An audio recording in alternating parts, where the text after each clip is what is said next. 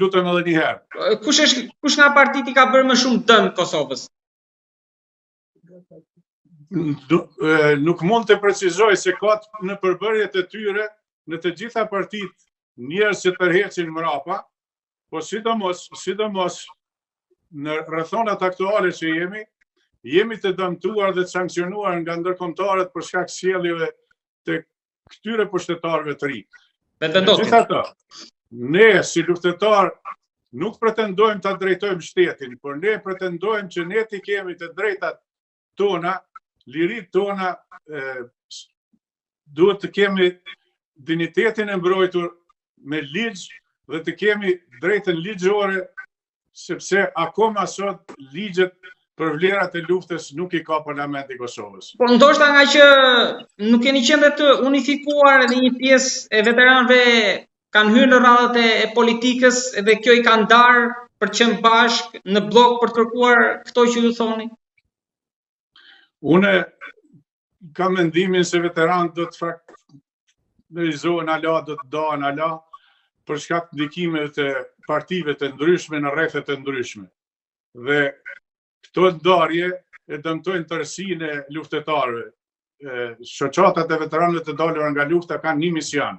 Ato janë jashtëpartijake dhe janë bipartijake, për çështjen e atdhellt, për çështjen e kombit, ato nuk duhet të bën servile, nuk duhet të bën shërbim të ndonjë partie në dëm të interesit të përgjithshëm. Megjithatë, nuk kanë shumë fuqi organizative, as buxhetore, nuk kanë shumë përkraje dhe s'kan pas asnjëherë. Megjithatë, ne kemi mbijetuar dhe jemi 40.000 njerëz që kemi marrë pjesë në atë luftë. Për fat të mirë jemi protagonistë asaj lufte, sepse pikërisht tu me Reçakun që u mbajt një sesion shkencor në prag të kësaj masakre, as një gjë nga ata njerëz që u mbajt nuk ishte e marrur direkt nga protagonistët e ngjarjeve, nga luftëtarët, dhe asnjë sen nuk u fol për luftën e ushtrisë shërimtare të Kosovës. Po kjo u bë se nuk dinin apo nuk donin. Përse e bën këtë? Janë dy mundësi. Një është se nuk i takojnë kraut e luftës dhe lavdisë. E dyta është se mendojnë ndoshta duke eliminuar UÇK-n në këtë rast, i bindin faktorin ndërkombëtar se civilët e pafajshëm janë vrasë, s'ka pas UÇK, po janë kon vetëm civil. Këto dyja janë bashkë, por duhet sqaruar mirë se civilët janë vrarë para se me bë përplasje luftarake mes UÇK-s dhe forcave të ushtrisë serbe, të policisë serbe, u sulmuar fshati para se mu sulmuar nga forcat tona askush, dhe janë masakruar ata para se të filloj lufta. Me masakrën e atij popullit pafajshëm fillon lufta mbrojtëse e popullatës tjetër dhe fal këtyne luftëtarëve, të cilët edhe 11 prej tyre dhanë jetën, krye me komandantin Ahmet Kaçiku, komandantin e brigadës ishin e Xhatheni. Na i mbrojtëm popullatën tjetër, për ndryshe do të shfarosej Reçaku, dhe mendoj se qëllimi i serbëve ka qenë historik me dekada kundër Reçakut, sepse aty ka qenë një kryengritës i fort, Çorri Lazi, që i kanë thonë se keni dëgjuar ndonjëherë këngën e tij, dhe i merr Devetaku. Ata nuk e kanë lënë vendin patrullave të policisë, gjandarmerisë të atëhershme të Jugosllavisë vjetër. Dhe pikërisht Reçaku është fut në një oazë të rrumbullaksuar për t'u azgjasuar nga forcat serbe. Pat apo nuk pat UÇK, ka qenë e parapane Reçaku, Bllaca, Grejkoci, Gjinoci dhe Korisha të azgjasohen, kemi gjetë vullosura dokumentat që shkruan në mesin e tyre, në vulën ku e kanë, këta duhet të azgjasohen tërësisht. Ju përmendët pak më lart kolaboracionistët e ata që kanë bashkëpunuar atëherë mes tyre dhe shqiptarë me Jugosllavit. Po sot ku janë këta? Sa ndihet dora e zezë e tyre, pra e Serbisë përmjet këtyre personazheve në Kosovë, në Prishtinë? Kanë fuqi diktuese? Unë mendoj se kolona 5 kur më aktive nuk ka qenë edhe në Kosovë, edhe në Shqipëri. Fillon nga propaganda, nga mediat, nga debatet që organizohen prej analistëve, prej të quajnë veten analistë, janë thjesht opinionista, nga financuesit e mediave, nga elementet e ndryshme të propagandës në fake lajme, në këto media sociale, bëhet vazhdimisht një politikë anti-shqiptare dhe unë do ta quaja një çmontim i vlerave historike të kombit tonë nga Aleksandri i Madh, Skënderbeu, lufta nacionale shqiptare antifashiste deri te lufta ushtrisë shqiptare e Kosovës. Keni emra për këto që përmendet, pra janë emra publik pas tyre apo janë ata në ekran pra në ballë? I shohim çdo ditë vëlla, nuk duhet merren shumë me emra, keni këtë Necmettin Spahiun, keni Baton Haxhiun, keni lloj elemente që dalin vazhdimisht në televizion dhe japin orientime, dezorientime, se ne jemi dy kombe, Kosova është komb tjetër, Shqipëria është komb tjetër. E kthejnë historinë mrapa, japin të drejtë kalumës dhe androjnë që një ditë prapë të jenë bashkë me ata që kanë qenë bashkëpunëtor apo me bashkëpunëtorët e baballarëve të tyre. Ju surprizoi rasti disa muajve, pra më parë në vitin e kaluar të Fatmir Shehollit, apo ka edhe raste tjera si ai? Jo, ne kemi edhe shumë tjera, po fati mirë që në Kosovë ka filluar të guxoj, se ligjet kanë ekzistuar, po të guxoj prokuroria dhe gjykatat merret edhe me spionët e shtetit. Për ndryshe nuk kemi pas raste më herët, para 2 vjetë s'ke guxu t'i thuash as spion.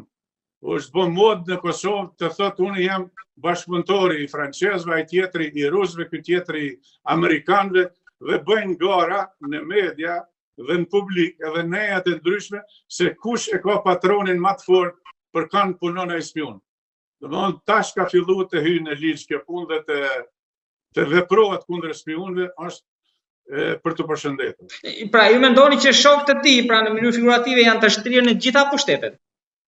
Ata janë gjithmonë edhe të ne edhe të ju, edhe nuk e dalin me parullat e hapura, po ata i kryejnë punë sipas porosive dhe direktivave të tutorëve të tyre pushteteve të huaja. Komandant, si ju duket situata në raport me Serbinë tani dhe në veri? Kemi pas para pak ditësh kalimit disa dronëve mbi territorin e Kosovës. Mund të themi që me siguri jo vetëm NATO-s, po dhe me armatosjen e Kosovës nga Shtetet e Bashkuara, nga Turqia. Pra, jemi në pozicion të mirë. Është një luftë hibride që zhvillohet vazhdimisht në Kosovë dhe propaganda se Serbia do ta sulmon Kosovën, Serbia një ditë do të hyjë në Kosovë, ushtria serbe do të bëjë këtë apo atë, kjo vazhdon çdo herë, çdo kohë. Provokimet bëhen edhe me gojë, bëhen edhe me lëvizje trupave të afër kufinit, por ne e dimë se Kosova në mbrojtjen e ndërkombëtarëve, në mbrojtjen e KFOR-it, dhe derisa këtu janë KFOR-i, NATO, janë edhe baza amerikane në bon stil, këto shfrytëzohen më tepër për propagandë ditore dhe për interesa për ta mbajtur pushtetin edhe në këtej Kosovë, dikush edhe andej Vučići në Serbi. Megjithatë, anmiku nuk flen kurrë. Ne e dimë se edhe mas 300 vjetë dhe 1000 vjetë do të ketë pretendime për Kosovën. Siç e patën durimin t'i durojnë 78 ditë granatimet e NATO-s vetëm mos ta dorëzojnë Kosovën pa luftë, që t'ia lënë të drejtën historike vetvetes për ta nxjerrur kurdo që mujnë me forcë apo me luftë Kosovën. Megjithatë, ne jemi të përgatitur, edhe FSK-ja, edhe ish luftëtarët janë akoma të fortë dhe gjallë, edhe pse na thonë veteran, na pensionista si jemi të gjithë, mund t'i kapëm armë prapë, edhe anmiku në çdo kohë që e din se ne bëjmë rezistencë, ai mot gjonat pak më ndryshe dhe guximi o më i vogël nuk guxon në mësy as neve as juve, sepse tash jemi shumë më të fortë dhe jemi bashkë me ju. Komandant, çfarë po ndodh tani? Si mendoni që do mbyllet ajo që ka 5 vite që ka vazhduar në Hag? Ju e njëjti situata sepse edhe keni dëshmuar para disa vitesh, në mos gaboj 3-4 vitesh atje. Por keni pas mbajeni mend edhe fakti që keni pas atë incidentin me avokatin e Kadri Veselit, por edhe një hatër mbetje me Thaçin. Më vjen mirë që na përcjellni shumë dhe na vëzhgoni sikur me lup kështu. Shumë bukur, për ata e kemi edhe Shqipërinë. Unë isha edhe unë një prej atyre që u mora në Hagë për të dëshmuar si i dyshuar për luftën e ushtrisë shqiptare të Kosovës. Po rona ishte dhe keqja ishte se ata shokët tanë, ata bashkëluftëtarët tanë, prisit e ushtrisë shqiptare të Kosovës, mbahen atje padrejtësisht në paraburgim, pa marrje të ndonjë vendimit, absolut asnjë vendim s'është marrë, mbahen aty që 5 vite dhe trajtohen shumë keq.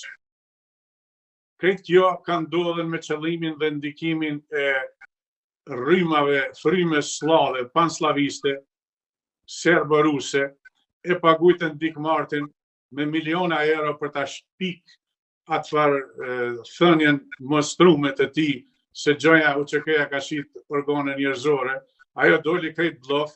Tani e kanë emërtuar si ndërmarrje përbashkë kriminale UÇK-n dhe njerëzit kryesorët e saj i mbajnë të bllokuar. Mendoj se më shumë është kjo politike dhe jo më shumë, po krejtësisht politike dhe ka të bëjë me apetitet dhe interesat e të tjerëve kundër Kosovës. Si shikoni fundin e procesit, sepse konkluzionet janë në shkurt, ndoshta nga përiti mund të kemi edhe vendimin. Për te dëshirës e të gjithëve, edhe nuk e vend me dyshim normalisht edhe atë që ju thoni, po tha që po përballet me dy procese, është edhe pengim të drejtësisë edhe rastin tjetër. Pra mund t'ja hedh për të dyja Thaçi dhe të tjerët?